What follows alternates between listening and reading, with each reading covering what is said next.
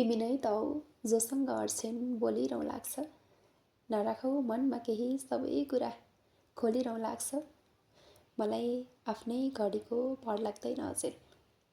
तिमीसँग बोल्दा समय दौडिए चाहिँ लाग्छ अनि प्रतीक्षामा तिम्रो ऊ कतै अडिए चाहिँ लाग्छ। ओइ तिमीलाई थाहा छ आज के भयो? हाम्रो संवादको पहिलो वाक्य अनि प्रतिक्रियामा तिम्रो मुस्कान। सकौला र म शब्दमा समेट्न। कोही हुनु जोसँग बिना हिचकिचाहट सबै सुनाउन सक्नु कस्तो सौभाग्य। नजिकबाट मैले तिम्रा नयनहरू पढेकी छु जो एकदमै निर्दोष छन् अनि उस्तै छ गहिराई पनि जहाँ म पौडिन नजान्दा पटक पटक डुबेकी छु। त्यसैले त आफ्नो अलि कम अनि तिम्रो विश्वास बढी लाग्छ। हराउँदा त्यही मुस्कानमा केही बन्ने इच्छा जाग्छ।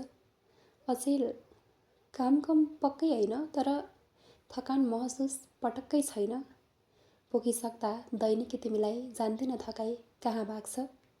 हराउँदा त्यही मुस्कानमा केही बन्ने इच्छा जाग्छ। अचेल आफ्नो अलि कम अनि तिम्रो विश्वास बढी लाग्छ।